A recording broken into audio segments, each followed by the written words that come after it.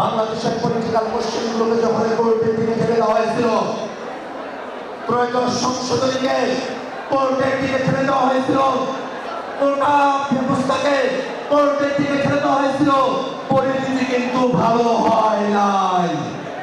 আমরা যারা বাংলাদেশের বিচারালয়ে আছেন তাদের প্রতি শ্রদ্ধা সম্মান থেকে বলতে চাই, অনেকে না বুঝে ষড়যন্ত্রমূলক ভাবে পলিটিক্যাল কোশ্চেনগুলোকে হাইকোর্টে চ্যালেঞ্জ করতে পারে, কিন্তু হাইকোর্টকে তার মেরুদণ্ড সোজা রাখতে হবে। হাইকোর্টকে স্পষ্ট করে বলতে হবে, হাইকোর্ট সুপ্রিম কোর্ট কোন পলিটিক্যাল কোশ্চেন ডিল করতে পারে না। হাইকোর্ট সুপ্রিম কোর্ট শুধুমাত্র আইনগত কোশ্চেন ডিল করবে। হাইকোর্ট সুপ্রিম কোর্ট কারো ষড়যন্ত্রের হাতে পা দেবে না। হাইকোর্ট সুপ্রিম কোর্ট কোন সরকারি দলের দাবিদার হয়ে কাজ করবে না।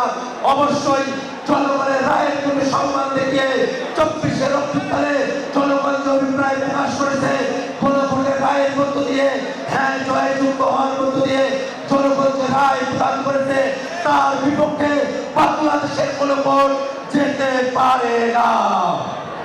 যদি বাংলাদেশের পলিটিক্যাল কোশ্চেনগুলোকে কোর্টে নিয়ে আসার চেষ্টা করা হয়, ত্রয়োদশ সংশোধনীর কথা মনে রাখুন, কোর্ট মনে রাখুন, 24-এর অভ্যুত্থান সংঘটিত হয়েছে নির্বাহী আদেশে কোটার সুরাহাকে যখন কোর্টে নিয়ে আসা হলো, পলিটিক্যাল কোশ্চেনকে যখন কোর্টে নিয়ে আসা হলো, তারই ফলশ্রুতিতে বাংলাদেশে 24-এর অভ্যুত্থান সংঘটিত হয়েছিল।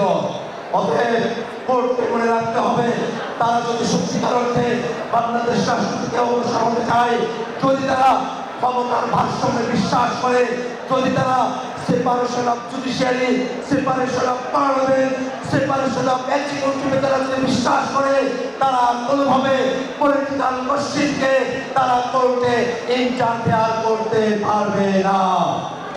আমরা জাতীয় নাগরিক পার্টি এবং বাংলাদেশের জনগণের পক্ষ থেকে বাংলাদেশের বিচারালয় এবং বাংলাদেশে যারা ক্ষমতায় আছেন বিএনপিকে আমরা বলতে চাই, জনগণের অভিপ্রায়ের বাইরে যাওয়ার চেষ্টা করবেন না, পরিণতি ভালো হবে না। জুলাই সনদের বাইরে যাওয়ার চেষ্টা করবেন না, পরিণতি ভালো হবে না। গণভোটের রায়ের বাইরে যাওয়ার চেষ্টা করবেন না, পরিণতি ভালো হবে না।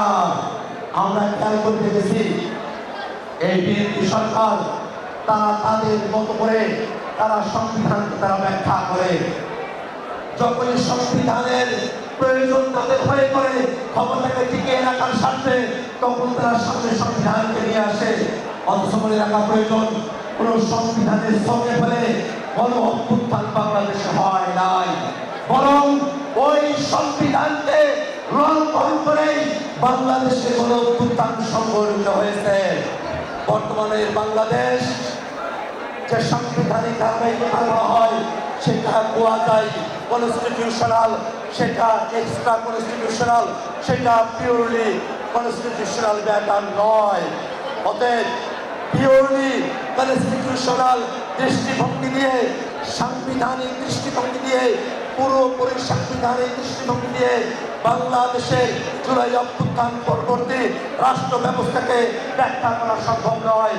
বাংলাদেশের জুলাই অভ্যুত্থান পরবর্তী রাষ্ট্র ব্যবস্থাকে ব্যাখ্যা করতে হবে কোয়াজাই সংবিধানাল কনস্টিটিউশনাল ব্যাখ্যা দিয়ে। বাংলাদেশের জুলাই অভ্যুত্থান পরবর্তী রাষ্ট্র ব্যবস্থাকে, সাংবিধানিক ব্যবস্থাকে ব্যাখ্যা করতে হবে কোয়াজাই কনস্টিটিউশনাল, এক্সট্রা কনস্টিটিউশনাল এবং জনগণের অভিপ্রায়কে সমন্বিত করে নিয়ে একটা মিক্সড কনস্টিটিউশনাল ফর্মুলায় বাংলাদেশকে ব্যাখ্যা করতে হবে। এবং আমরা সেটা বিএনপির মধ্যেও দেখি কাজে, কিন্তু তারা সব কাজে সেটাকে মানতে চায় না।